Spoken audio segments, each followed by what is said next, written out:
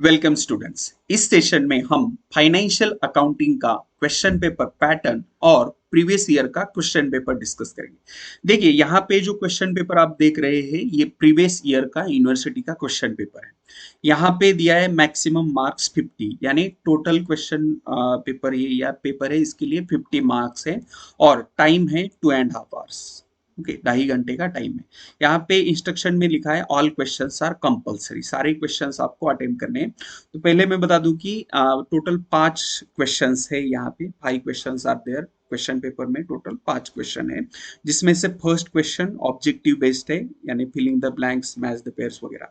तो यहाँ पे देखिए question number 1A fill in the blanks. यहाँ आपको 5 अटेम्प्ट करने हैं आउट ऑफ 7, बट आप सारे अटेम्प्ट कीजिए क्वेश्चन। यहाँ पे देखिए क्वेश्चन 1 कहता है dash is the shortcut key for ledger creation. तो लेजर क्रिएशन के लिए शॉर्टकट की क्या है? तो ये है alt plus C. Alt plus C is the shortcut key for ledger creation. So यहाँ पे ऑप्शन बी इसका राइट आंसर है। उसके बाद नेक्स्ट क्वेश्चन कहता है electricity expenses ledger account is created under the dash group.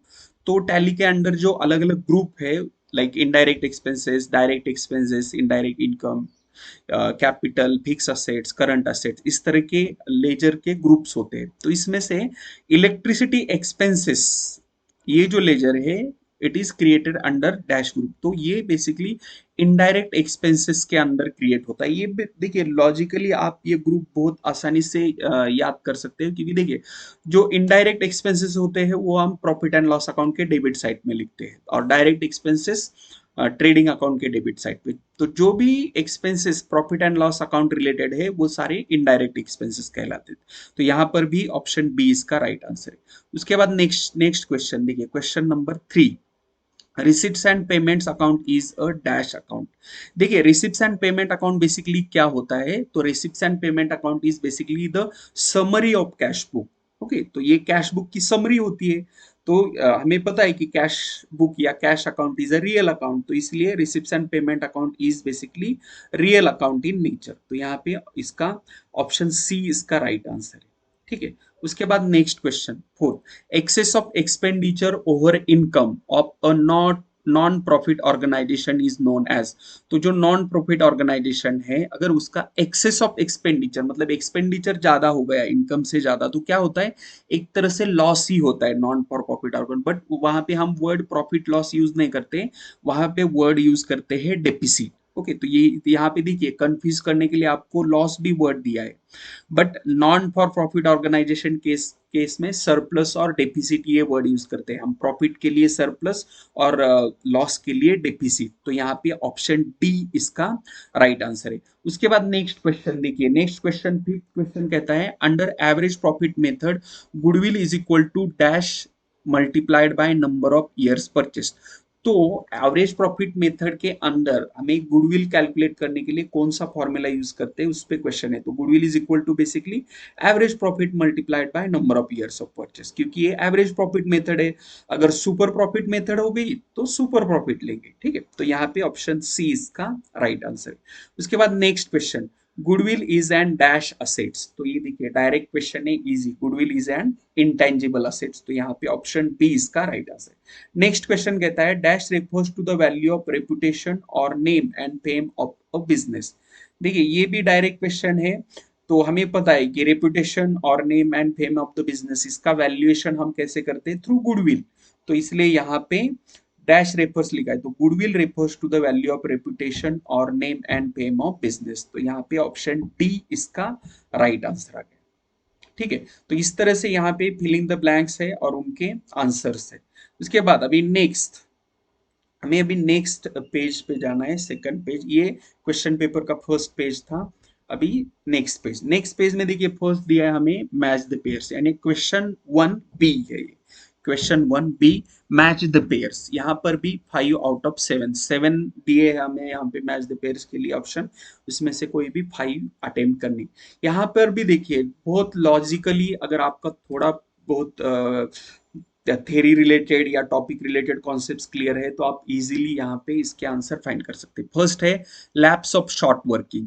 ये जो रॉयल्टी अकाउंट इस टॉपिक से क्वेश्चन है। तो lapse of short working lapse कब होते हैं? जब हम उसे रिकवर नहीं कर पाते या रिक्यूप नहीं कर पाते। तो यहाँ पे देखिए ऑप्शन डी दिया ना यहाँ पे, when short working can not be recoup. Okay, तो लैप्स ऑफ शॉर्ट वर्किंग कब होंगे? When short working can not be recoup. तो यहाँ पे ऑप्शन डी इसका राइट आंसर आएगा लैप्स ऑफ शॉर्ट वर्किंग के लिए। उसके बाद रॉयल्टी। रॉयल्टी क्या होता है? बेसिकली हमने डिस्कस किया है कि रॉयल्टी एक तरह का पीरियोडिक पेमेंट होता है। तो इसलिए इसका आंसर आएगा periodic payment to owner for using his assets. Okay, owner को ही देते हैं ना, लैंडलॉर्ड को रॉयल्टी पे करते हैं। तो यहाँ पे इसका ऑप्शन ई इसका राइट आंसर आ गया। उसके बाद लीज एग्रीमेंट। अभी लीज एग्रीमेंट होता क्या है बेसिकली? तो ये भी अगेन रॉयल्टी अकाउंट से ही टॉपिक है। तो अकाउंटिंग फॉर लीजेस, तो lease agreement it is an agreement between lessor and lessee. ठीक है, तो यहाँ पे देखिए कितने इजी ऑप्शन है, और ये जो सारे क्वेश्चन है पहले तीन, ये रॉयल्टी अकाउंट इस टॉपिक से ही। तो lease agreement an agreement between lessor and lessee. उसके बाद ENRR। तो ये देखिए ये गुडविल का जो टॉपिक है हमारा, वैल्यूएशन ऑफ गुडविल, वहां से क्वेश्चन है। NRR means normal rate of return. तो इसका ऑप्शन ए इसका मैच होगा। उसके बाद कॉपीराइट। अभी कॉपीराइट किसे मिलता है? तो जनरली कॉपीराइट ऑथर्स को मिलता है। तो यहाँ पे देखिए कहाँ पे ऑप्शन डी है, gives exclusive right to authors of original work. Okay, तो जो भी ओरिजिनल वर्क किया रहेगा ऑथर ने उस वर्क के लिए कॉपीराइट थ्रू वो अपना वर्क प्रोटेक्ट कर सकता है। तो कॉपीराइट के लिए ऑप्शन ना बी इसका राइट आंसर है। उसके बाद लाइफ मेंबरशिप फीस। अभी ये नॉट फॉर प्रॉफिट कंसर्न या final accounts of charitable trust इस टॉपिक से ही है। तो लाइफ मेंबरशिप फी क्या करते हैं हम? कैपिटलाइज करते हैं। तो यहाँ पे इसका जी जो है life membership fees capital receipt. और उसके बाद रिवेन्यू रिसिप्ट रिकॉर्ड कहाँ पे होते हैं? इनकम एंड एक्सपेंडिचर अकाउंट में। ठीक है, तो इस तरह से लॉजिकली आपको मैच करना है मैच द पेयर्स में। ठीक है, उसके बाद देखिए अभी ये हो गया क्वेश्चन नंबर 1 हमारा। अभी उसके बाद है क्वेश्चन नंबर 2। क्वेश्चन नंबर 2 में यहाँ पे क्लियरली देखिए, क्वेश्चन नंबर 2 है right short note any 2 out of 4, और इसके लिए 10 मार्क्स है। यानी शॉर्ट नोट पे हमें सिर्फ 2 शॉर्ट नोट अटेम्प्ट करने हैं, एक शॉर्ट नोट 5 मार्क्स के लिए होगा। तो यहाँ पे देखिए शॉर्ट नोट क्या क्या है। फर्स्ट है approaches on valuation of intangible assets. तो ये भी देखिए कि इंटेंजिबल असेट का वैल्यूएशन हम कैसे करते हैं। तो इसी पे क्वेश्चन है approaches on valuation of intangible assets. तो इसके लिए अलग अलग हम मेथड्स यूज करते हैं, like cost method, market method and future income method, कि फ्यूचर में कितना इनकम ये जनरेट कर सकते हैं, उसके हिसाब से हम वैल्यूएशन करते हैं इंटेंजिबल असेट्स का। ठीक है, उसके बाद next question, features of income and expenditure account. तो ये इनकम एंड एक्सपेंडिचर अकाउंट के फीचर्स क्या है? देखिए income and expenditure account is basically nominal account, ये प्रॉफिट एंड लॉस अकाउंट की तरह ही होता है। यहाँ पे इनकम एंड एक्सपेंडिचर वर्ड दिया है, बट इनकम हम क्रेडिट साइड पे रिकॉर्ड करते हैं, एक्सपेंडिचर हम डेबिट साइड पे रिकॉर्ड करते हैं। तो इस तरह से जब किसी अकाउंट पे क्वेश्चन आता है ना, तो आपको उस अकाउंट के बारे में जनरल थोड़ी इंफॉर्मेशन लिखनी है, और उसके बाद उस अकाउंट में हम कौन कौन से आइटम्स रिकॉर्ड करते हैं वो लिखना है। अभी फीचर्स में मैंने बताया, feature of income and expenditure account, यहाँ एक मेन फीचर है, it is basically nominal account. It is prepared by not for profit organization, okay, to see whether the current income earned is sufficient to meet the expenditure, इसके लिए prepare किया जाता है। और ये अकाउंट है, ये it is prepared on the same line as profit and loss account, profit and loss account की तरह ही होता है ये।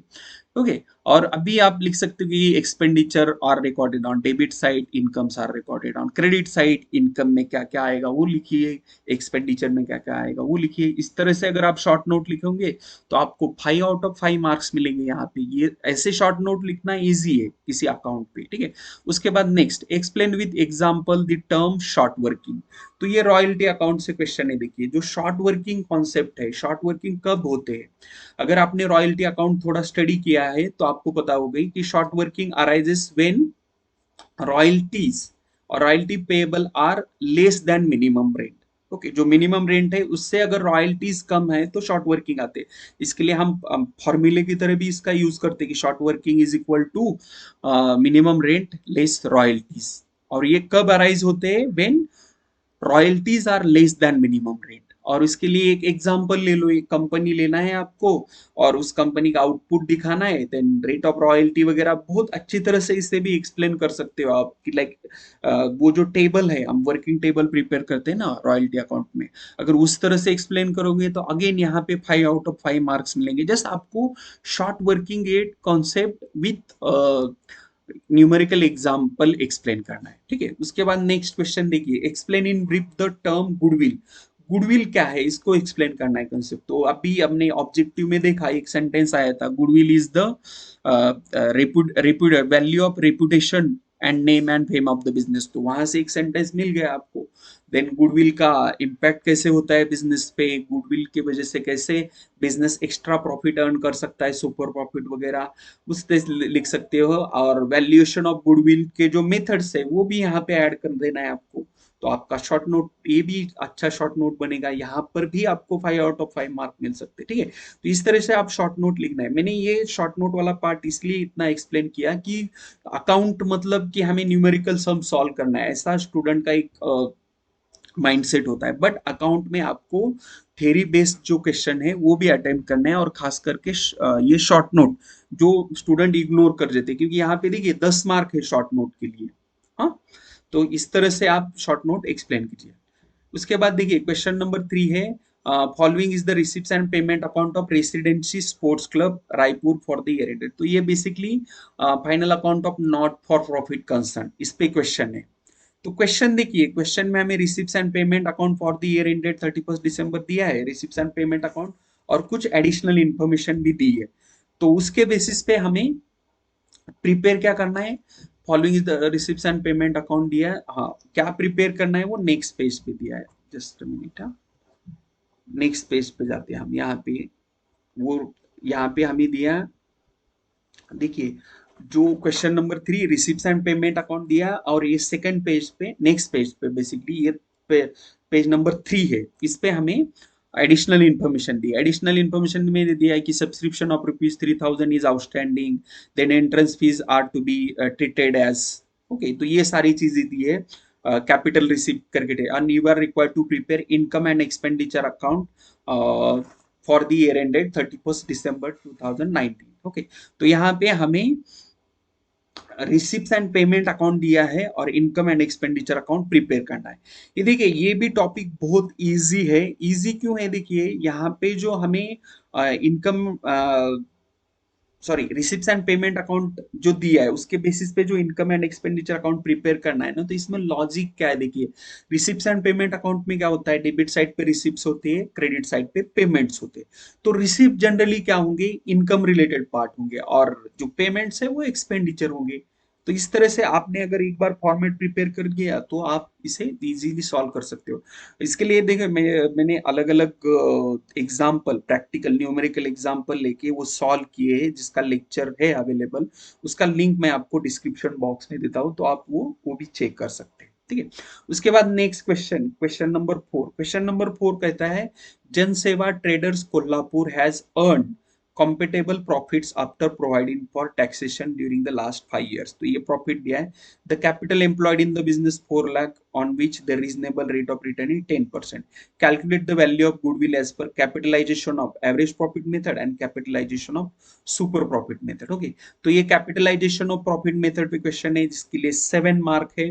और जो प्रीवियस क्वेश्चन था ना दोस्तों, क्वेश्चन नंबर 3, उसको 8 मार्क थे, जहां पे हमें ये income and expenditure account prepare करना था, और ये गुडविल पे क्वेश्चन है, यहाँ पे 7 मार्क है, capitalization of average profit and capitalization of super profit, okay. इसके भी लेक्चर्स अवेलेबल है, मैं आपको डिस्क्रिप्शन बॉक्स में उसका भी लिंक देता हूँ। उसके बाद है question number 5, B limited lease a piece of land from A limited for 15 years from first year, ये दिया है। उसके बाद टर्म्स एंड कंडीशंस दिए, और यहाँ पे लिखा है कि prepare working table 7 marks, and you are required to pass necessary journal entries for 2 years in the books of A Limited, that is landlord only, 8 marks। देखिए यहाँ पे हमें जर्नल एंट्रीज एंड ये वर्किंग टेबल प्रिपेयर करना है। तो working table जो हम प्रिपेयर करते हैं उसके सिवा जर्नल एंट्रीज तो नहीं कर सकते। वर्किंग टेबल के लिए 7 मार्क्स है, ये भी मार्क्स आपको मतलब टोटल मार्क्स मिल सकते हैं।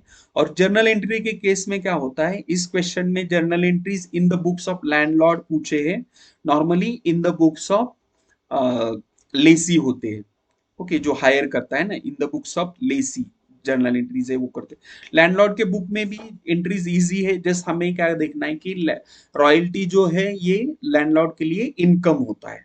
ओके, इस पे भी लेक्चर है अवेलेबल, मैं इसका लिंक आपको डिस्क्रिप्शन बॉक्स में दे दूंगा, आप वो चेक कर सकते हैं, ठीक है। तो इस तरह से ये टोटल क्वेश्चन आपका क्वेश्चन पेपर जो है इसमें 5 क्वेश्चंस है, तो और 2.5 आवर्स टाइम है, तो आप आराम से इसे सॉल्व कर सकते हो। जो इजी इजी क्वेश्चन है उसको 20 मिनट्स में सॉल्व करने की ट्राई करना है आपको, और जो जहाँ पे टाइम लग सकता है लाइक ये क्वेश्चन नंबर 5, तो ये 30-40 मिनट्स में आराम से सॉल्व हो जाएगा, और ऑब्जेक्टिव तो आपका 10 मिनट में हो जाएगा। तो इस तरह से आपको टाइम भी मैनेज करना है, ठीक है। तो इस वीडियो को लाइक करना मत भूलिए, और इसे अपनी फ्रेंड के साथ शेयर भी करना है आपको, और चैनल को सब्सक्राइब भी करना है। Thank you, thanks for watching.